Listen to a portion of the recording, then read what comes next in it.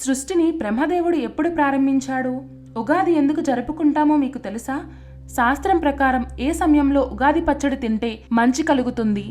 ఇలాంటి విషయాలన్నీ ఈ వీడియోలో ఇప్పుడు తెలుసుకుందాం.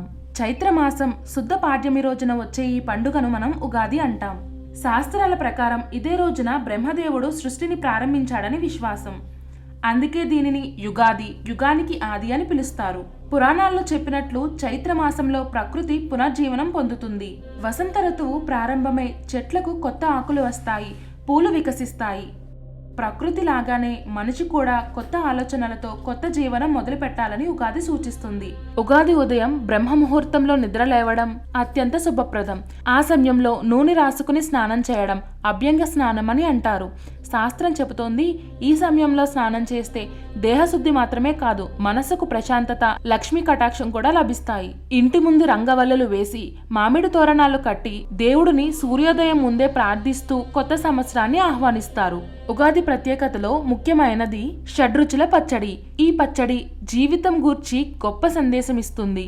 వేప పువ్వు అంటే చేదు, కష్టాలు, ఆరోగ్యం, బలాన్ని ఇస్తుంది. బెల్లం అంటే తీపి, ఆనందాలు, విజయాలకు సంకేతం. చింతపండు అంటే పులుపు, ఆశ్చర్యాలకు సంకేతం. మిరపకాయ అంటే కారం, కోపం, ఉత్సాహానికి సంకేతం. ఉప్పు అనుబంధాలు, జీవన రుచులకు సంకేతం. వగరు అనుభవాలకు సంకేతం. ఈ 6 రుచులు కలిసి మన జీవితంలోని అన్ని అనుభవాలను సూచిస్తాయి. అందుకే సూర్యోదయం ముందు ఈ పచ్చడి తింటారు.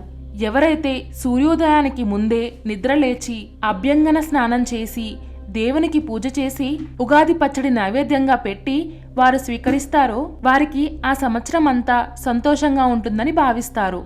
ఒకవేళ చిన్న చిన్న కష్టాలు వచ్చినా ఈశ్వరుని దయ వల్ల దాన్ని తట్టుకునే శక్తి, దాని నుంచి బయటపడే శక్తి మనకు ఆ ఈశ్వరుడు ప్రసాదిస్తాడని నమ్ముతారు.